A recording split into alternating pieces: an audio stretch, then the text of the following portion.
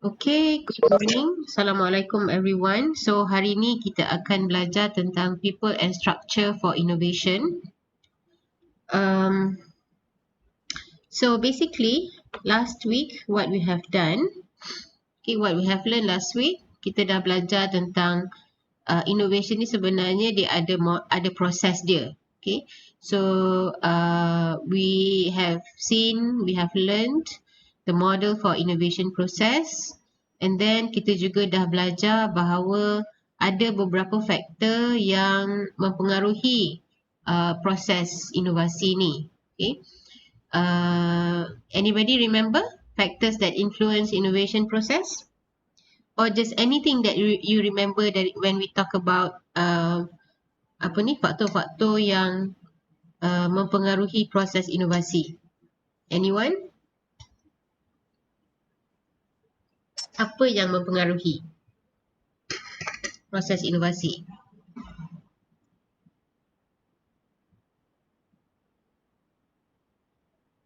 Not last week, last class. 2 hari lepas. I still remember.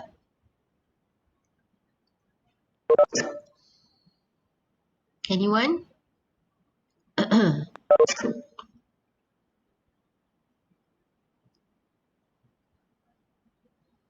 Don't remember?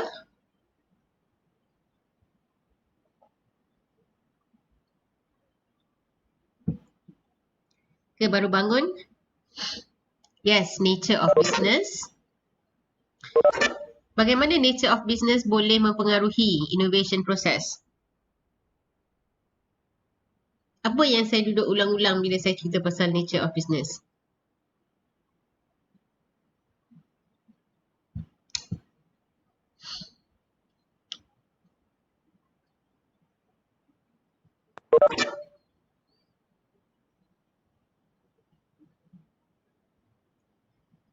Apa yang saya duk ulang-ulang bila saya cerita tentang innovation, nature of business yang mempengaruhi proses inovasi. Different what?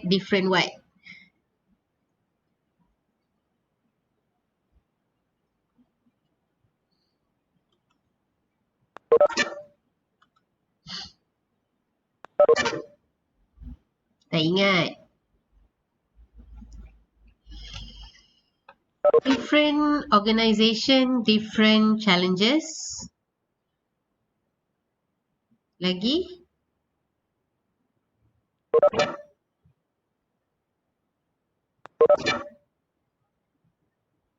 Tak ingat lah tu. Tengok balik. Okay, macam mana nak jawab quiz ni? Saya nak bagi quiz. Okay, tak ingat, tengok semula apakah faktor yang mempengaruhi proses inovasi. And we have also learned a case. Okay, kita discuss satu case tentang Uniqlo, macam mana apa Uniqlo dah buat untuk survive the stiff competition yang sangat hebat dalam bidang apparel, okay, clothing. Okay, so kita dah discuss banyak tentang tu. Dan juga satu lagi saya lupa nak letak dekat sini, kita dah belajar bahawa innovation ni kita tak boleh tengok dia secara partial. Kita tak boleh tengok dia hanya dari sudut kekuatan R&D sahaja. Kita tak boleh tengok dari sudut sebab itu daripada teknologi, orang sains, maka dia boleh berinovasi. Orang yang bukan dari bidang teknologi, sains dan teknologi ni dia tak boleh berinovasi. Okay, so kita dah belajar tentang itu. So I hope you can boleh hadam. Okay. And so this week kita akan belajar bagaimana organisasi berubah, okay? Dan bagaimana apakah the role of managers in assisting or directing innovation and change process. Okay? Tapi sebelum tu kita akan bersoal jawab dahululah. Okay? Saya ada bagi satu soalan minggu lepas. If you still remember, if you still follow the class towards the end, okay, soalan dia, bolehkah kita manage innovation? Can we manage innovation? And the question is, in your opinion, what are the factors that contribute to the success of innovation? Saya bukan tanya daripada jawapan buku teks ya. I want to know your opinion. In your opinion, what are the factors that contribute to success of innovation? Apakah faktor-faktor yang mempengaruhi kejayaan sesuatu inovasi? Please mute your microphone so that I don't hear what's going on behind you. Okay, anybody? What faktor kita punya opinion sendiri kan? Okay. Yelah yang awak fikirkan. Apa yang awak rasa? From your Faktor yang reading. Faktor yang contribute to the success of innovation, saya rasa struktur organisasi itu sendiri Struktur yang macam mana? ataupun management, sebab kita kan nak inovasi, so kita nak ubah sesuatu. Therefore management kena ada visi baru atau macam goal baru lah untuk masa depan. So daripada situ kita dah ada satu goal, so kita tahu kita nak apa, kita nak buat macam mana. So daripada situ semua management akan ada satu agenda yang sama, which is contoh dia macam kita nak produce a better product untuk consumer yang reduce cost ataupun reduce time. So bila kita ada strategi atau visi yang clear, management akan play important role untuk terangkan dan guide pada employee. Sebab kalau kita nak inovasi tu berjaya sepenuhnya, semua pekerja sendiri kena sokong inovasi yang kita nak buat. Okay. Therefore bila macam management tu nak buat sesuatu keputusan, dia kena discuss atau dia kena engage dengan semua employee. Bila nak buat sesuatu keputusan dia kena bincang dahulu dengan employee. Sebab kita boleh engage dengan semua employee. Sebab employee ni dia ada dia punya macam role sendiri, dia ada capability diorang yang berbeza. So kita boleh bertukar-tukar idea atau pendapat. So management tu sendiri kena willing to hear apa yang employee nak cakap. Okay. You have actually you have a point there. Cumanya only one statement yang I think perlu difikirkan semula, which is management kena berbincang dengan pekerja sebelum buat keputusan. Tak apa, itu saya akan terangkan kemudian. But your point of having maksudnya management kena dengar apa pendapat daripada bawah tu sangat penting lah ini inovasi. That's a good point. Cumanya saya akan ulas nanti on the statement yang management have to engage and listen before making decision. Okay, that is something that something we can discuss more. Okay, very good. Sohaila ya ke Afika? Sohaila. Okay. Thank you. Anybody else?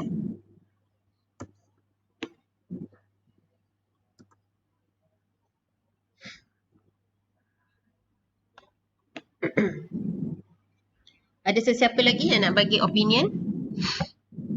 Hello Puan Ya. Zakri sini. Okay. Okey, saya rasa inovasi ni dia tercipta daripada masalah yang dihadapi. Okey, sebagai contoh, kalau kita nak beli sesuatu barang lah, ini inovasi macam apps lah. Kita nak beli sesuatu barang, kita tak nak gunakan runner ke apa ke, mungkin kita boleh bina satu apps yang mana kita boleh tempah, contoh kita daripada tempat kerja, kita tempah, on the way balik kita ambil. And then kita terbalik. So masalah untuk beratur ke ataupun nak menunggu lama runner ke, selesai lah. Itulah yang saya rasa lah dalam inovasi. Okay, so soalan saya, what are the factors that contribute to the success of innovation? Faktor dia yang pembina apps tu mesti macam apa, mewar-warkan dia punya untuk berjaya untuk dan buat survey ke ada orang ramai untuk berjayakan dia punya pembinaan apps tu lah. Masalah itu ada diterima oleh orang ramai ke. Okay, Kita buat survey lah. buat survey. So maksudnya before dia launch. Before launch kita buat survey dulu. Buat survey dulu, okay.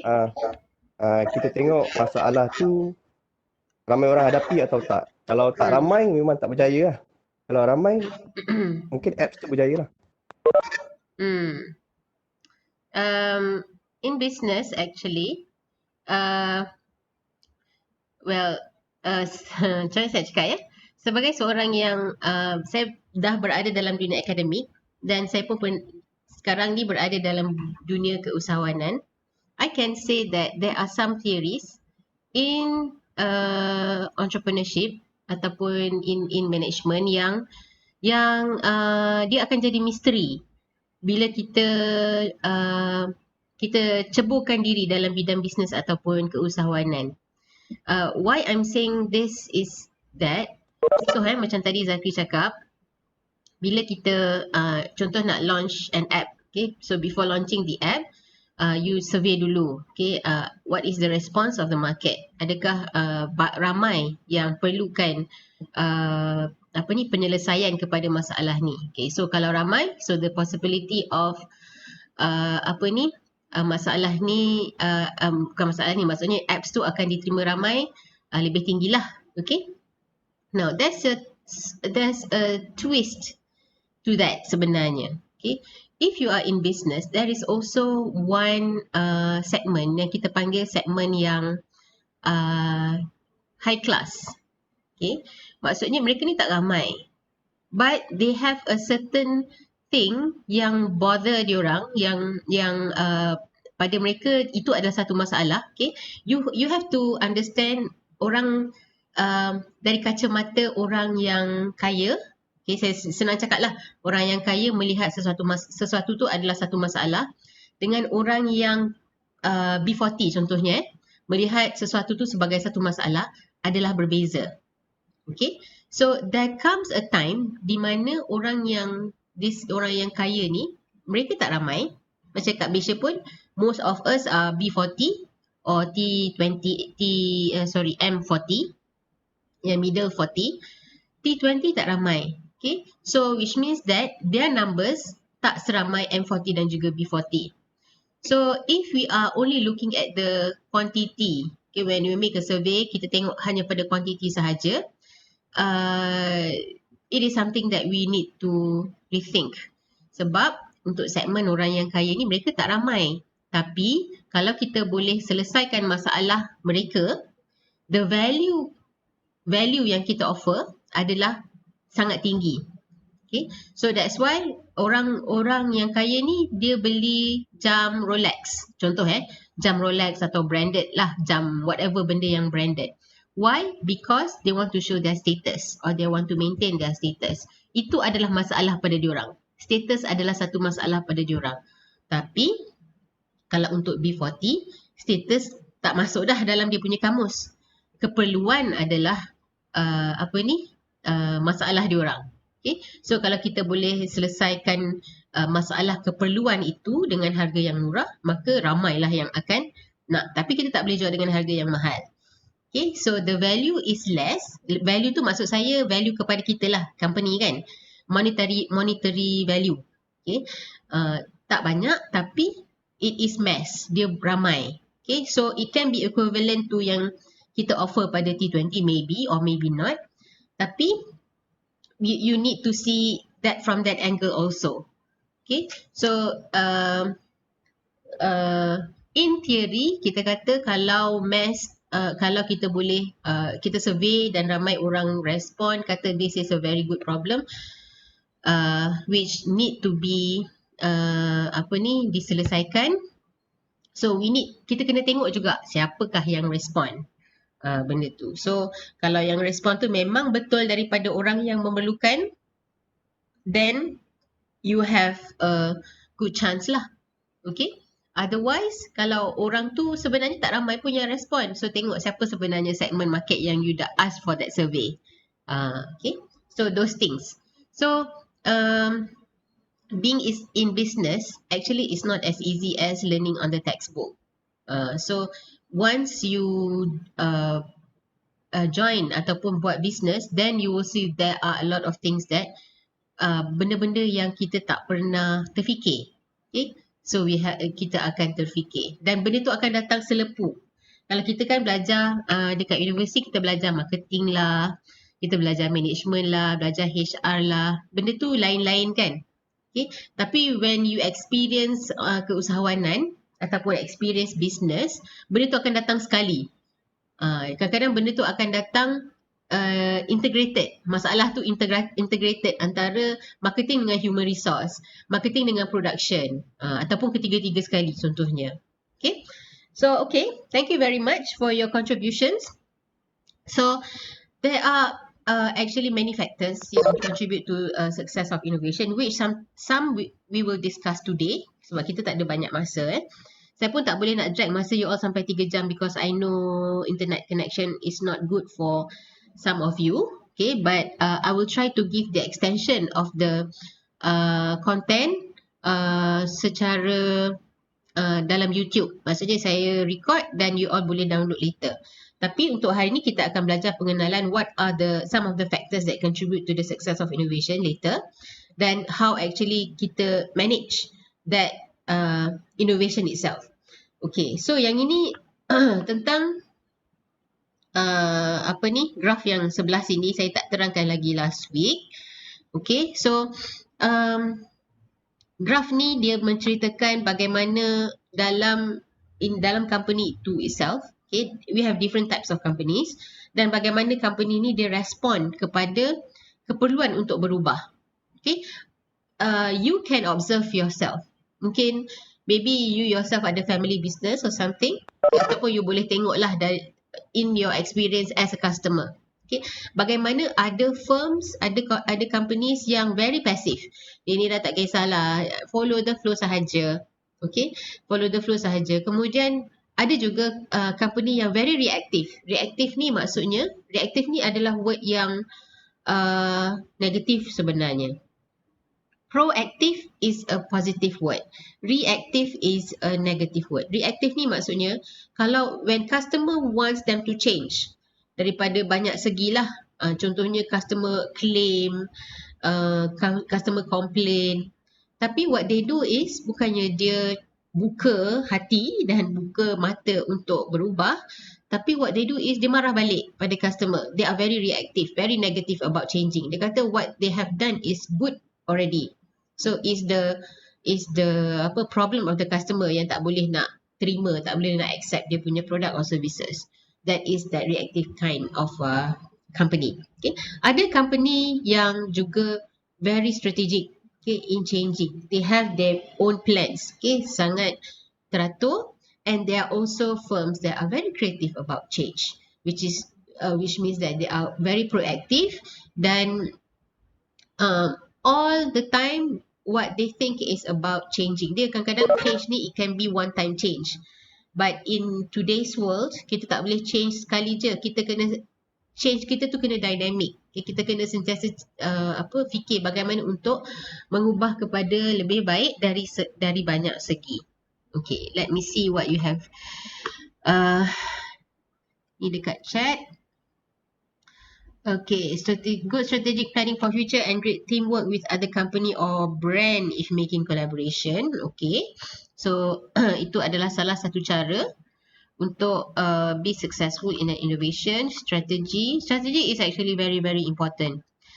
Kerjasama dan sokongan daripada setiap peringkat dalam organisasi. Yes, this is very important from internal. Even last week saya pun ada cerita how a company dia tak boleh nak berubah.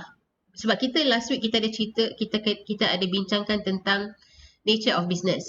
Bagaimana company yang besar, perbezaan antara company yang besar dengan company yang kecil, SME. Okay, how they, apakah kelebihan dan kekurangan mereka dalam innovation process. SME can be very fast, can be very quick sebab dia kecil. Okay, so nak buat decision apa-apa, dia boleh bincang antara the top management tu tak ramai sangat. Dia tak ada board of director yang ramai lah. Dan kalau dia nak dia nak make everybody on the same page, okay, sama-sama bersetuju untuk buat dengan pun mungkin lebih mudah sebab dia punya staff dia tak ramai, so it's easier for them to execute the process of innovation. Okay, yang ni sangat important. No, because it is complicated process. In my opinion, the factors that contribute to the success of innovation is the collaboration with successful and experienced organization. Beside that, they have a strategy to innovate for a long period. Collaboration. Oh, okay. Yeah. Collaboration is one very important element in getting a successful innovation. Sebab dalam dunia sekarang kita tak boleh kerja seorang-seorang. And also, if you still remember last class, when we talk about the nature of business, how pharmaceutical companies macam mana dia nak nak cari solution. It can be they will start with patent searching. Okay, so patent searching tu actually is a kind of collaboration. Kalau kita tak collaborate, maksudnya kita tak ada bank of patent. Okay, kita tak share kita punya patent, walaupun kalau orang nak guna dia kena bayar kan. We will never know what actually yang dah ada di pasaran, dah ada di teknologi yang sudah ada di market. So kita tak perlu start from zero. Collaboration actually adalah sangat penting sebab sekarang ni business dia bergerak dengan sangat pantas. So everything must be very quick. So to work as quickly as you can is to collaborate. Itulah solution dia untuk bergerak dengan pantas.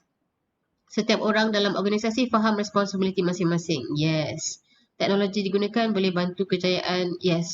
So teknologi tu you have to adapt lah to that technology. Teknologi akan berubah and you need to be adaptive. That feel of dissatisfaction so that they can diagnose the root of cause of problem they face. Other than that, terputus pula kat sini. Okay, so ada banyak. Thank you very much. We don't have a lot of time to read everything. Okay, so at least you have thought of something. And I need to stress here, okay, sebab saya dah mengajar, actually saya dah berada dekat UKM selama 10 tahun sebelum saya keluar. This is something that I need we to improve. Not only you but also me. We need to improve, especially you guys as a young people. Okay. Selalu kalau pensyarah tanya, in your opinion, bla bla bla bla bla, dia akan tanya. Usually kita akan cari jawapan buku teks. Okay. So betul ke tak? Unless if the lecturer is asking for, okay, apa kita belajar last week, then you need to remember what dia ajar lah last week kan, the facts that dia dah ajar last week. But when it comes to the question of in your opinion, okay, you need to exercise, sentiasa amalkan bahawa bila dia bermula dengan in your opinion, the lecturer ataupun anybody yang ask you that question tak kisah pun kalau benda tu tak datang daripada textbook. For me, I don't need a textbook answer. Okay, it must be an answer from your mind. What do you think? Itu lebih penting daripada textbook, because you might be someone who will write the textbook in the future. Okay, so the power of your mind tu lebih penting. Okay, so tak kisahlah salah pun tak apa kan, bukannya mati pun salah kan. So you just tell what you think. That is very very important, and this works everywhere. Sama ada you masih belajar ataupun you nak interview ataupun you nak kerja, in your opinion, mencerminkan apa yang berada dalam your fikiran and what you are lah. Okay, and don't really worry about giving a stupid opinion ke. There's no such thing as a stupid opinion anyway. Yang penting adalah you can justify yourself. You sendiri yang faham bahawa benda tu adalah betul, and you can justify kenapa, why. That is very important. Okay, so ini adalah bimbingan saya pada waktu pagi. But do remember this, okay? Otherwise, nanti you akan ikut aja apa yang orang lain cakap because you are so worried that your opinion is not correct. It doesn't matter whether your opinion is correct or not. As if you can justify enough lah maksudkan. So, orang akan yakin apa yang you cakap sebab you boleh justify. You boleh yakinkan benda tu betul pada pendapat you. Okay? Alright. Now, let's go to our learning material today. Okay, so what are the forces that drive the need for major organizational change? Okay, so to innovate, we need to change. So, apakah yang menyebabkan a company tu, okay, mula berubah? Okay, so first of all, yang besar lah, okay, global changes, competition and markets. Okay, it can be technological change. Contohnya macam sekarang, internet. Okay, everybody do business in the internet. So everybody wants to have an online store. Okay, yang ada brick and mortar store. Brick and mortar ni maksudnya yang ada kedai fizikal lah. Kalau dalam bahasa Inggeris kita panggil brick and mortar. Brick and mortar store, dia pun perlu ada online business. McD dulu dia ada kedai, sekarang dia dah ada online business. KFC pun sama juga. Okay, so dia boleh capture orang yang market yang contohnya dia tak boleh keluar untuk pergi beli ataupun untuk dapatkan produk ataupun services yang dia offer. Okay, another thing is international economic integration. Well, actually online business online business says it everything sebenarnya, most of everything. Okay, and contohnya ada collaboration between different countries. Kita ada perjanjian contohnya yang tax free, for example. Kalau kita dalam ASEAN, for example, bila kita berniaga is tax free. So those are the things that you need. If you adapt, if you are sensitive to it, it can give value to your business. Maturation of markets in developed countries. Okay, so some markets in developed countries are already matured. Okay, so you need to change untuk tukar contoh kalau dekat Japan apa yang dah mature? Dekat Japan actually matured, contohnya macam I can say contoh apparel is quite matured actually in developed countries, sebab dia tak nampak benda tu sebagai satu keperluan. Kalau macam B40 company yang macam Afrika, they still need clothes. Okay, so kita masih lagi boleh jual clothes banyak-banyak dekat situ. But kalau dekat developed countries, clothes is not already a market yang diperlukan sangat. Even sekarang kalau you tengok dekat sini ada banyak bundle from Japan kan. So betapa diorang dah tak perlu sebenarnya pakaian tu. Okay, so untuk apparel businesses, they need to attack from different angle. Macam Uniqlo, what they do is dia tak kisah pun tentang trend, but they are more concerned on the technology part of the fabric, for example. Okay, how to make lighter coats, okay, winter coats. How to make baju yang cepat kering. Okay, sebab dekat Jepun dia punya musim panas, sekarang ni musim panas lah dekat Jepun bulan 7 bulan 8 ni. It is really really hot. Sangat panas, lebih panas dari Malaysia. Kalau masa saya study dulu, time saya balik Malaysia adalah masa musim panas. Saya memang tak tahan musim panas dekat sana. Only one place saja yang nice to be in summer, which is Hokkaido, the northern part. Sebab northern part tu dia punya musim panas dia macam musim bunga. Sekarang ni ada banyak-banyak bunga lah kalau dekat Hokkaido and the northern part. Okay, tapi sebab saya belajar dekat southern part, which is in Fukuoka, dekat Kyushu, it is really hot. So saya memang kena balik. So what they do is they innovate. Sebab orang Jepun ni dia pergi kerja, dia pakai coat. Dia pakai coat, pakai tie. So kalau musim panas, memanglah panas lah kan nak pakai coat dan tie tu. So one innovation that they have done is the breathable yang mudah kering. Bila berpeluh dia senang kering. Fabric. So those things. Ada juga dia they also change some culture lah. Maksudnya masa musim panas tak payah pakai tie. Dia pakai lebih less, not too casual but less formal clothing. Tu yang the recent punya trend. Okay, so those kind of things. Okay, fall of communist and socialist regimes.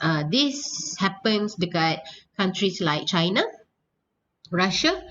Okay, yang komunis memang dah tak ada. Okay, Russia lagi.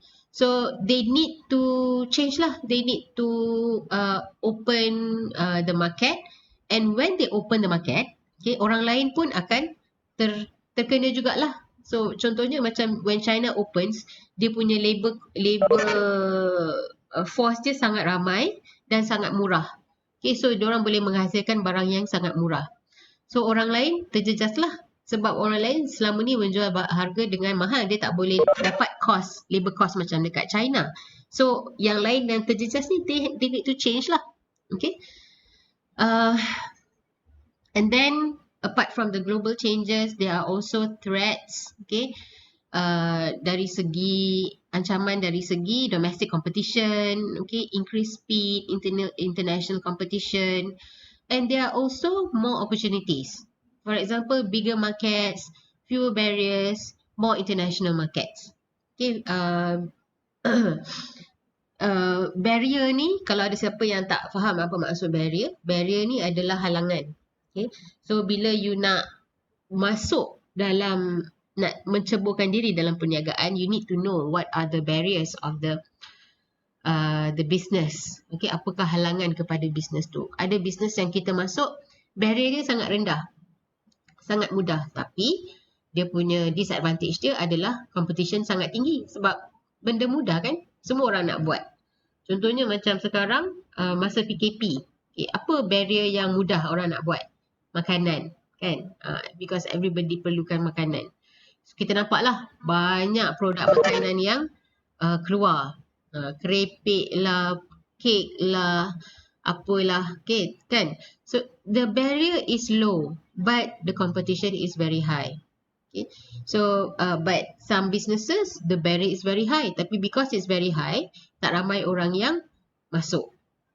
So but maybe in some circumstances where barrier yang tinggi tu, yang selama ni tinggi tu, dia menjadi semakin rendah because of something, maybe policy change or the market change dan sebagainya. Okay, so those kind of things. And more large scale change in organizations. Okay, so all those factors ataupun drives lah. Okay, contohnya structural change, strategic change, culture change. Okay, all this, okay, yang ni global changes. Yang ini dia menyebabkan lebih banyak threats lah. Okay, dan juga lebih banyak opportunities. Dan ini akan induce, okay, changes in organisation. Okay, dari pelbagai segi lah, structure, strategic, culture, knowledge, resource planning, quality dan sebagainya. Okay, so ini adalah basically if we think it secara holistic, secara global, ini adalah faktor yang paling besar. When there is global change, okay, the market will change definitely. Okay, and the competition also, dynamic dia akan berubah juga. Okay, there are 4 types of change that provide a strategic competitive edge. Okay, tadi ada some of you yang ada cerita tentang, yang ada bagi tahu bahawa peranan management sangat penting in driving change, which is really true. Okay, sebab changes ni, if you are in a company yang ada operator, I'm talking about manufacturing company lah. Okay, you ada operator yang dekat bawah, they don't understand, they don't know what are the changes that are needed. Okay, unless the leadership ada bagi diorang vision.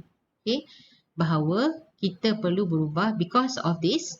We need to they need to justify, the leaders need to justify kenapa we need to change and where we are going.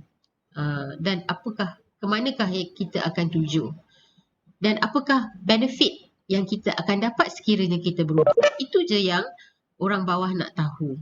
Okay, so in terms of leadership, it is really important to have leaders who understand the needs of change and know how to implement, how to direct the change process. So the change ada dari segi teknologi, products and services, strategy and structure, and also culture. I think mungkin hari ini kita cuma sempat cerita teknologi sahaja, maybe. Okay, sebab I think it's saya dah nak habis waktu sekejap lagi. Okay, but anyway, saya akan bagi nota yang seterusnya lah untuk you all baca. Okay, I just need you to understand the foundation, the basics of it. Okay, so let's say we talk about technology first. Okay, so well, basically here dekat dalam chart ni, leadership vision is very important. Okay, and the changes can be in terms of technology, products and services, strategy and structure, and also the culture. Okay, and ini adalah 4 types of change yang akan contribute to strategic competitive edge, and also the market. Okay, there is also the dynamics of the market and also international environment. Okay, so contoh mudah macam bisnes saya, travelling. Now because of PKP I cannot travel overseas. Sedangkan dahulu every month I will back and forth lah, pergi balik overseas. So now I cannot go overseas. So we need to change. My company needs to change because of this sudden change. So I think I pun dah cerita juga kat kelas ni kan, what are our strategic plans in the future, what we have done so far to cope with the first two months, and now we are embarking on a new venture lah. Okay, now we are moving into the investment investment policy, because selama ni our money is just sitting there. So now we have time to think about our finance part a little bit more. So kita dah mengubah kepada satu direction, business direction yang lain. So you need that type of changes. Okay, so ingat 4 ni, ingat 5 ni, leadership vision, technology, product and services, strategy and structure, and culture. These 4 types of change yang akan membantu competitive strategy advantage. Okay, now so what are the elements of successful change process? Okay, tadi kita dah ceritalah the environment tu kan, can be global change and all that. Okay, and then the process, the idea of for change. Okay, the idea for change mungkin boleh datang daripada supplier, okay, ataupun professional association, ataupun consultant, okay, ataupun research literature. Yang ini yang new idea, yang kita boleh katakan macam it can be a bit more radical or something. Okay, yang within the industry or maybe from the outside of the industry. Okay, kajian. Okay, so that's why we need people who think, the think tankers, okay, the think tank in a company. Kita perlu orang yang sebegitu untuk generate this kind of idea. Okay, it can also from internal creativity and inventions. Okay, in Japan, okay, Japan is actually negara dia adalah negara yang dia produce barang yang sangat tidak berkualiti. Senang cakap, selepas waktu perang dan juga selepas about 1940s macam tu, 1950s, produk yang dihasilkan oleh Jepun adalah macam produk yang dihasilkan oleh China dulu. Sekarang China dia dah ada banyak quality products kan, tapi sebelum ni China punya produk semuanya macam tak quality. Dia cakap made in China, siapa nak beli made in China, tapi sekarang semua orang beli produk made in China. Same thing happen to Japan. Dulu Japan dia punya kereta dia macam kita panggil sebagai kereta Tin Milo. Okay, dia sangat tak quality. Kalau dia jalan dia sangat bumpy. Okay, and look at the cars now, Japanese cars now. People buy Japanese cars. Okay, so what they did to change this, and this is a very interesting